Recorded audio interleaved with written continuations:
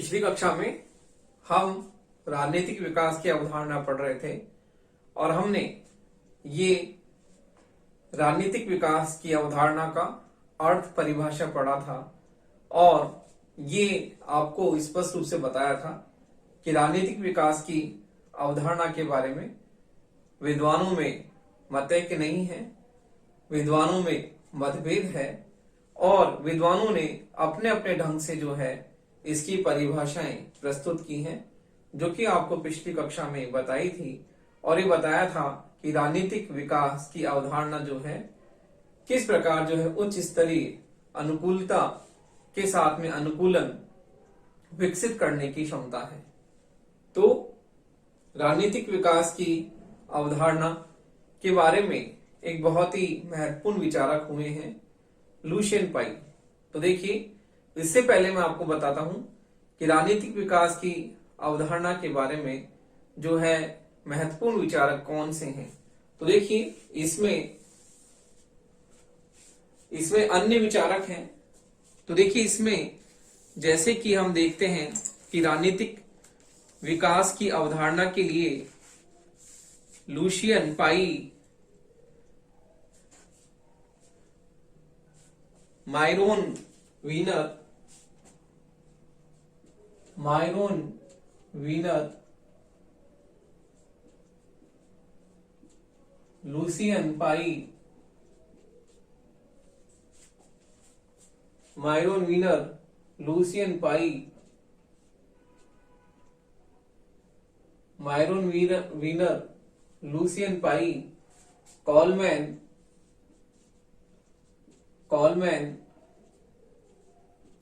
David एप्टर,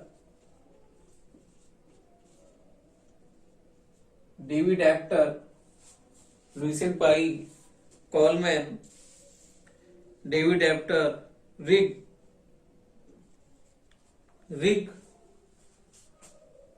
David एप्टर, फिर है रिक्स आदि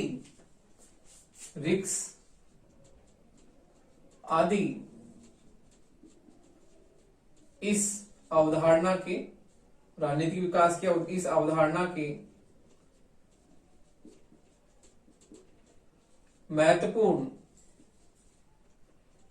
महत्वपूर्ण विचारक हैं।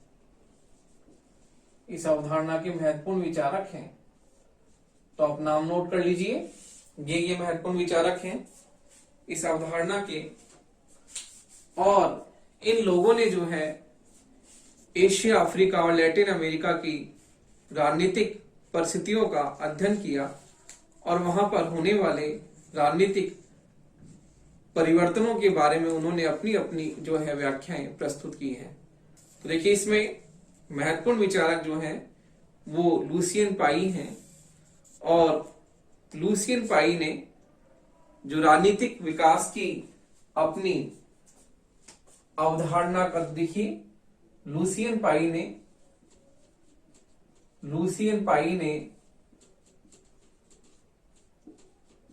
राजनीतिक विकास की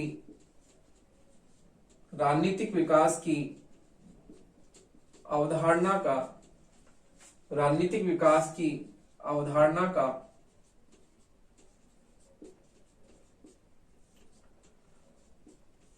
व्यापक रूप से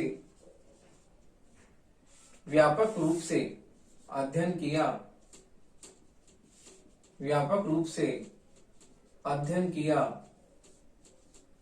और उन्होंने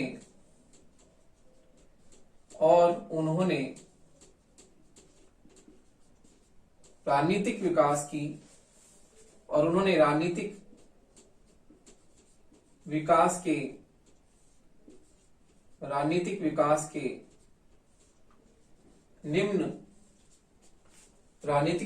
के निम्न तीन लक्षणों अथवा विशेषताओं विशेषताओं का वर्णन किया है।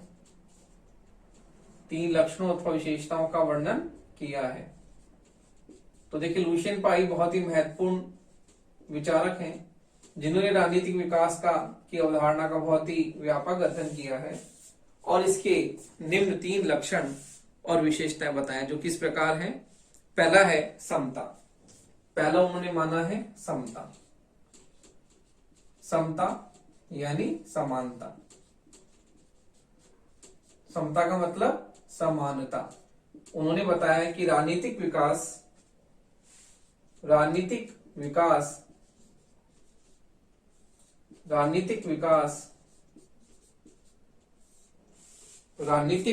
विकास समस्त जनता के संदर्भ में समस्त जनता के संदर्भ में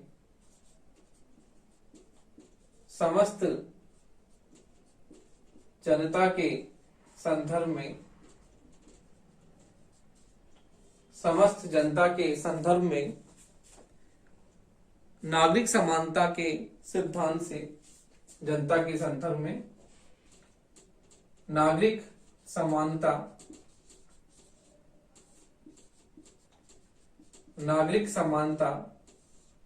राजनीतिक विकास समस्त जनता के संदर्भ में नागरिक समानता के सिद्धांत से नागरिक समानता के सिद्धांत से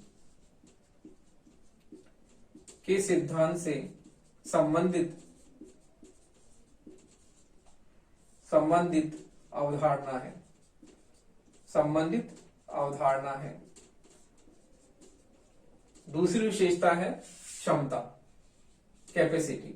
दूसरी विशेषता है क्षमता। तो देखिए इन्होंने बताया है कि राजनीतिक विकास राजनीतिक व्यवस्था की राजनीतिक व्यवस्था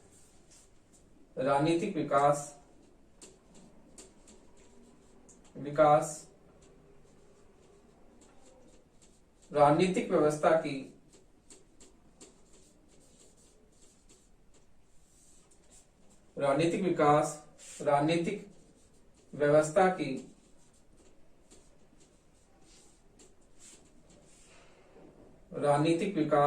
राजनीतिक व्यवस्था की मांगों राजनीतिक व्यवस्था की सार्वजनिक हित की मांगों की राजनीतिक व्यवस्था की सार्वजनिक हित की मांगों की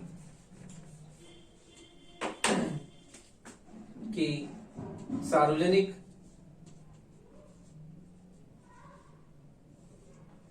हित की मांगों की सार्वजनिक हित की मांगों की सार्वजनिक हित की मांगों की पूर्ति की क्षमता से मांगों की पूर्ति की क्षमता से पूर्ति की क्षमता से संबंधित पूर्ति की क्षमता से संबंधित अवधारणा है संबंधित अवधारणा है। अगला है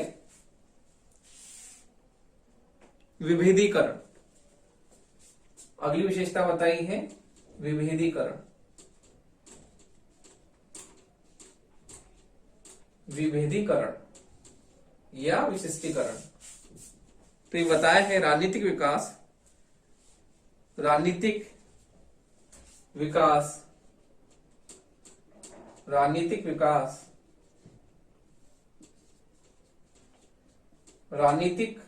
व्यवस्था की राजनीतिक विकास राजनीतिक व्यवस्था की राजनीतिक व्यवस्था की संरचना राजनीतिक व्यवस्था की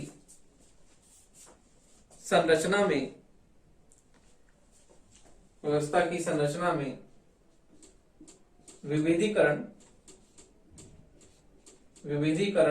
या विशिष्टीकरण विभेदीकरण या विशिष्टीकरण से संबंधित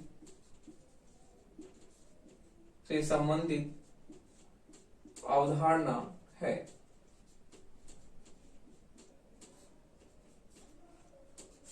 विशिष्टीकरण से संबंधित अवधारणा है। तो देखिए इस प्रकार से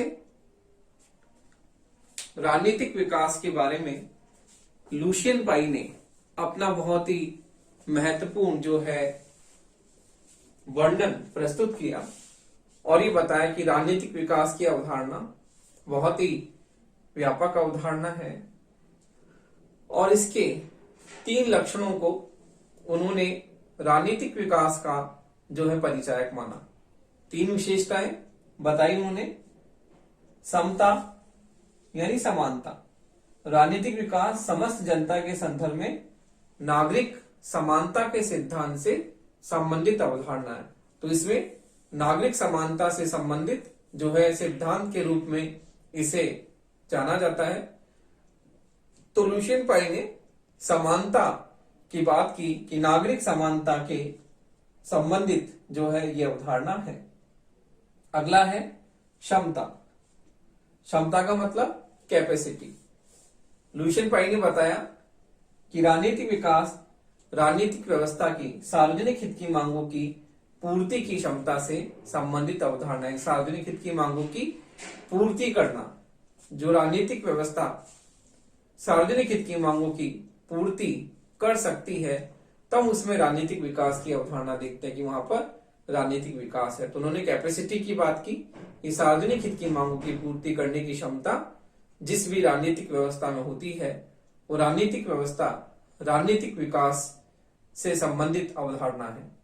अगला उन्होंने बताया विभेदीकरण अर्थात विशिष्टीकरण।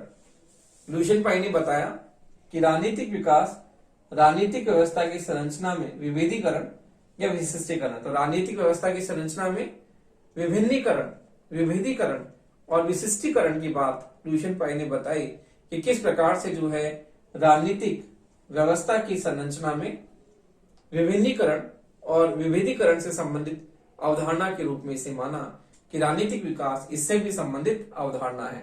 तो देखिए इस प्रकार लुशियन पाई ने जो अपना प्रतिमान, अपना प्रारूप बताया, उसने बताया कि राजनीतिक विकास किसी भी राजनीतिक व्यवस्था में यदि हम ये 3 विशेषताएं देखते हैं, समानता, क्षमता और विभेदीकरण, तब हम कहते हैं कि वहां पर राजनीतिक विकास है।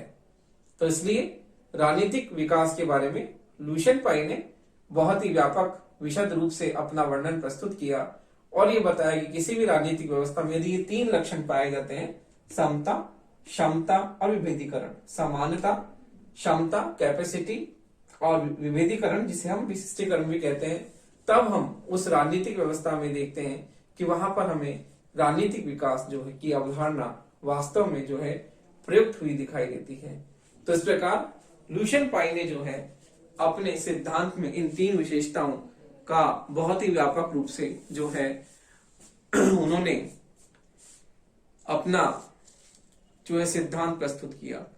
तो देखिए इस प्रकार हम देखते हैं कि राजनीतिक विकास की अवधारणा में लुशियन पाई ने जो है बहुत ही महत्वपूर्ण जो है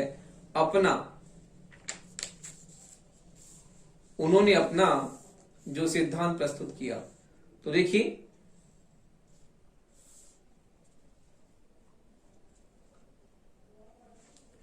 हम देखते हैं कि राजनीतिक विकास अनेक मांगों और पूर्तियों से संबंधित होता है।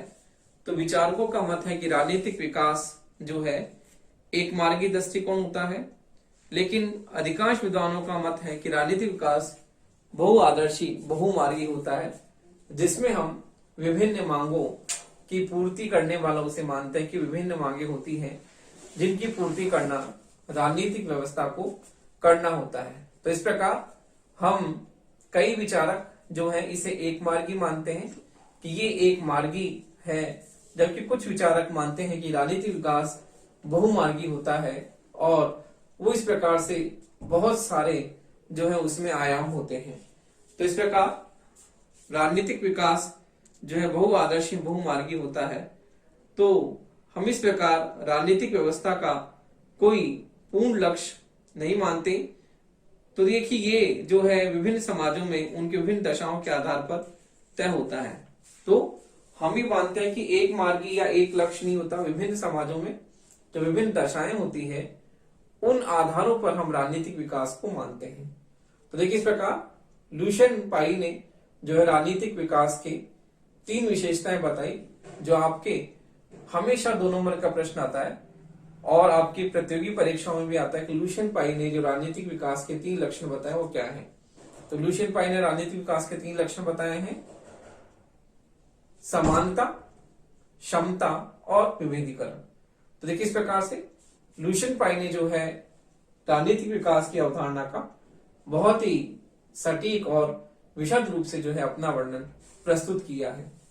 तो अब हम देखते हैं कि राजनीतिक विकास की अवधारणा जो है उसमें लुशियन पाई का विश्लेषण हम देखते हैं किस प्रकार से है। तो देखिए इसमें हम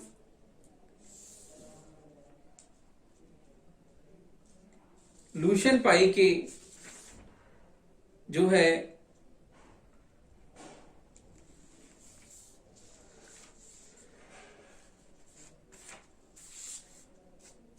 उसके विश्लेषण में देखते हैं राजनीतिक विकास की अवधारणा का लुशियन पाई का विश्लेषण। तो देखिए ये 3 प्रमुख विशेषताएं हमने बताई। तो हम देखते हैं कि राजनीतिक विकास की अवधारणा का लुशियन पाई का विश्लेषण। तो देखिए हमने 3 विशेषताएं बताई आपको कि लुशियन पाई ने 3 प्रमुख विशेषताएं बताई हैं। अब हम लुशियन पाई के अनुसार राजनीतिक विकास की अवधारणा का विश्लेषण करते हैं, वो क्या है। तो इसमें केवल इंपॉर्टेंट पॉइंट्स ही हैं, तो मैं आपको पॉइंट्स ही बताऊंगा और उसका थोड़ा वर्णन आपको बता दूंगा डिटेल का।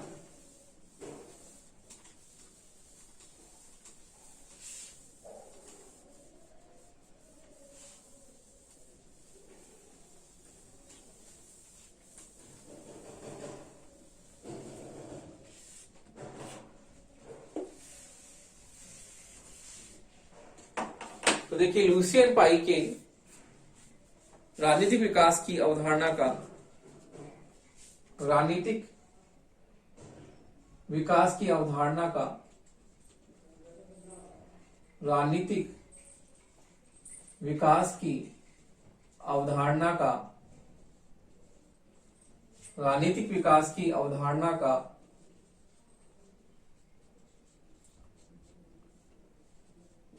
लुशियन पाई का विश्लेषण। लुशियन पाई का विश्लेषण।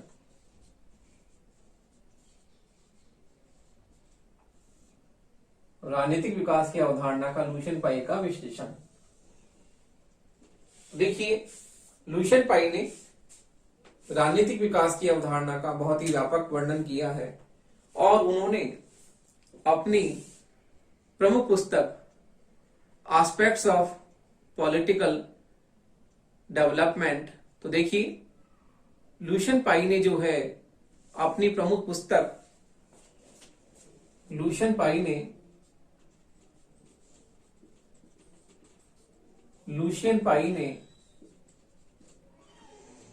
अपनी प्रमुख पुस्तक एस्पेक्ट्स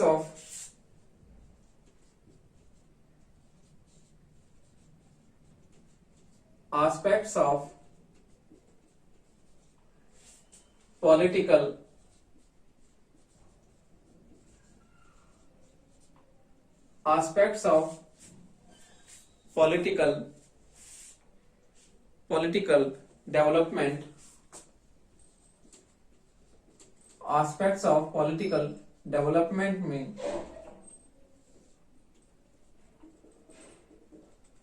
लुशियन पाई ने अपनी प्रमुख पुस्तक एस्पेक्ट्स ऑफ पॉलिटिकल डेवलपमेंट में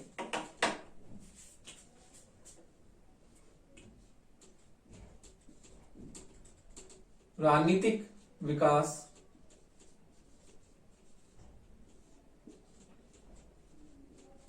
राजनीतिक विकास की अवधारणा का राजनीतिक विकास की अवधारणा का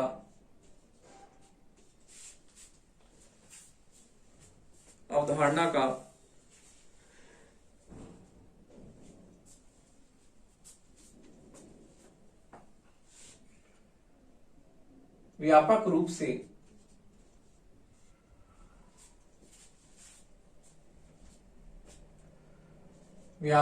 से चित्रण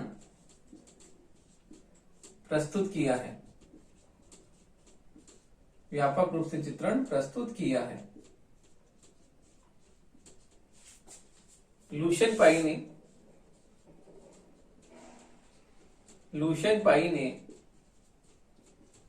राजनीतिक विकास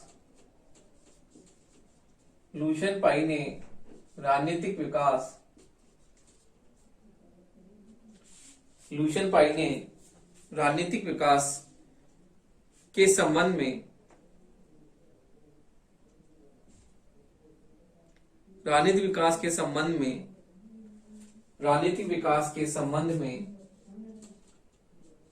संबंध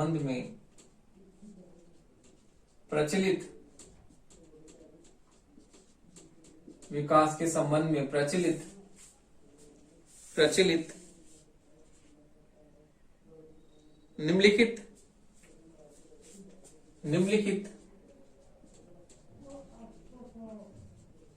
10 अर्थों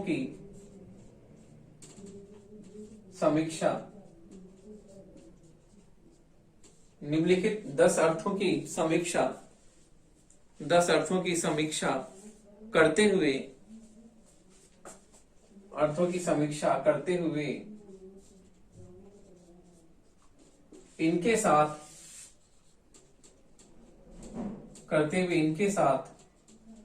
अपनी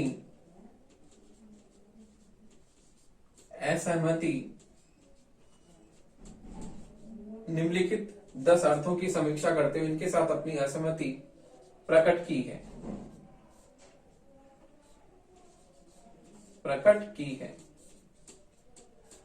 तो देखिए, लुशियन पाई ने अपनी पुस्तक एस्पेक्ट्स ऑफ पॉलिटिकल डेवलपमेंट में राजनीतिक विकास की अवधारणा का व्यापक चित्रण प्रस्तुत किया और हमने बताया था कि समता, क्षमता और विविधीकरण 3 लक्षण इन्होंने राजनीतिक विकास के बताए हैं और किस प्रकार से जो है पहले से जो प्रचलित 10 अर्थ थे उनका उन्होंने विरोध किया है, असहमति प्रकट की है। तो हम ये 10 अर्थ जानते हैं कि जिसका लुशियन पाई ने जो है जिनसे अपना विरोध प्रकट किया है, इनके प्रति अपनी असहमति व्यक्त की है। तो ये 10 अर्थ क्या है, हम देखते हैं। पहला है आर्थिक विकास की राजनीतिक पूर्व आवश्यकता के रूप में राजनीतिक विकास। तो देखिए, आर्थिक विकास की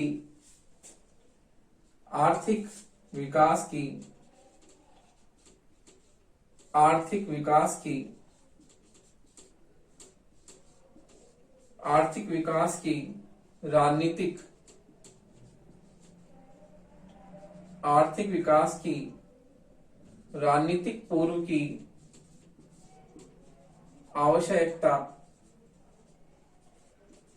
आर्थिक विकास की राजनीतिक पूर्व आवश्यकता के रूप में राजनीतिक पूर्व आवश्यकता के रूप में राजनीतिक विकास की अवधारणा, आवश्यकता के रूप में राजनीतिक विकास की अवधारणा।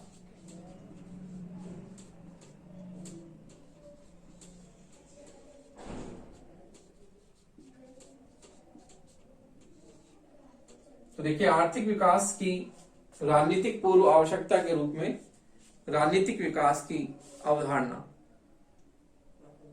तो देखिए, आर्थिक विकास जो है उसे राजनीतिक पूर्व आवश्यकता के रूप में जो है राजनीतिक विकास के रूप में माना है कि किस प्रकार से जो है आर्थिक विकास राजनीतिक विकास का अर्थ है ऐसी राजनीतिक स्थितियों को माना है जो कि आर्थिक विकास की मौजूदगी में जो है किस प्रकार सहायक हो सकती थी। इस प्रकार से आर्थिक विकास की राजनीतिक पूर्व आवश्यकता के रूप में, राजनीतिक विकास की अवधारणा के रूप में इसे माना है। अगला है औद्योगिक समाजों की विशिष्ट राजनीति के रूप में, औद्योगिक समाजों की, अगला है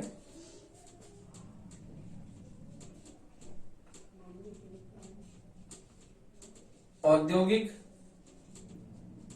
समाजों, औद्योगिक समाजों की विशिष्ट राजनीति के रूप में, औद्योगिक समाजों की विशिष्ट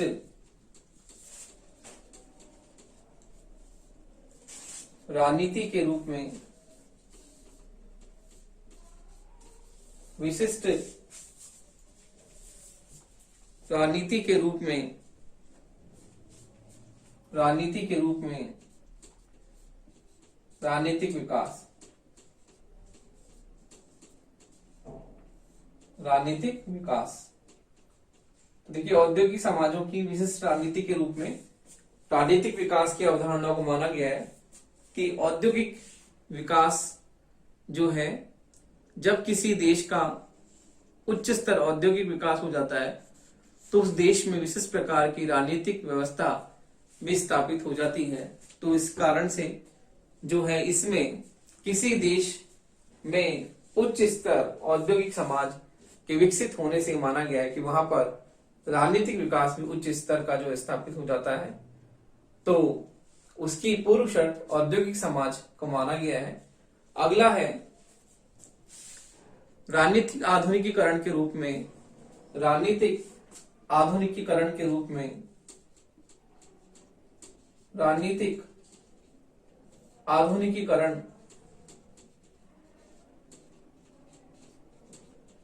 राजनीतिक आधुनिकीकरण के रूप में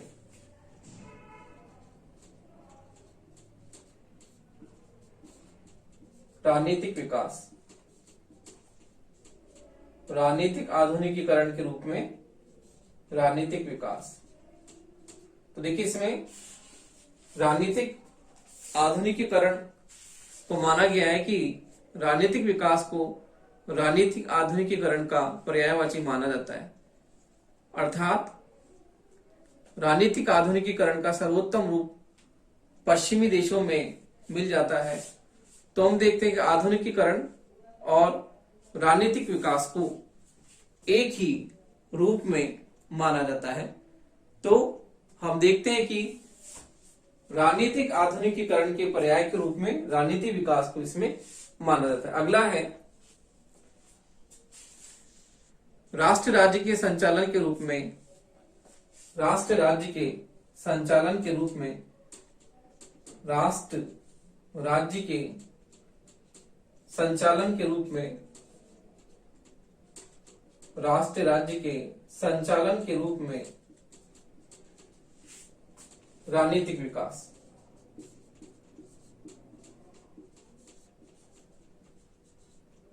राजनीतिक विकास, तो देखिए राष्ट्र राज्य के संचालन के रूप में राजनीतिक विकास को माना जाता है कि किस प्रकार से एडवर्ड शील्स ने जो है राजनीतिक विकास को राष्ट्र राज्य की मान्यताओं के अनुसार जो इसे माना है।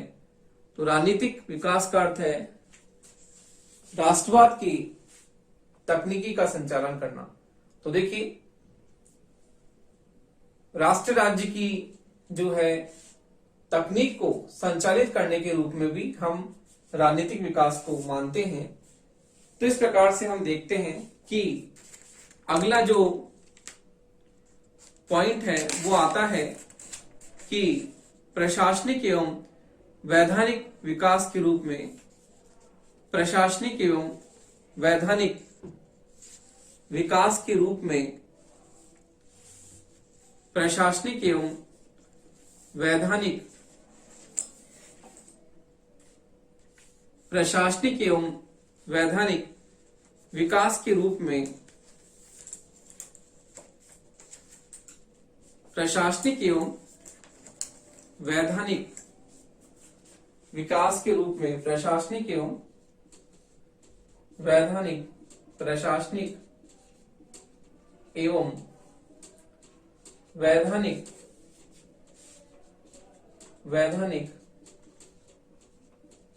विकास के रूप में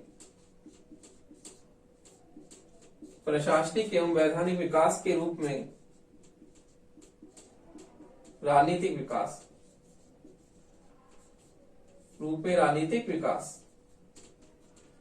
देखिए इसमें माना जाता है कि जैसे कि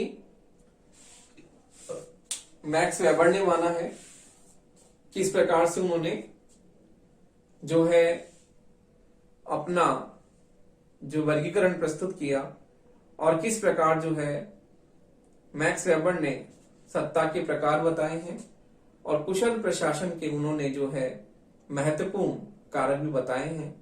तो इस प्रकार हम देखते हैं कि प्रशासनिक एवं वैधानिक विकास के रूप में राजनीतिक विकास जो है प्रयुक्त होता है, उसमें प्रशासनिक कुशलता की बात की जाती है जो कि मैक्स वेबर ने अपनी पुस्तक वेब ऑफ गवर्नमेंट में बताई है।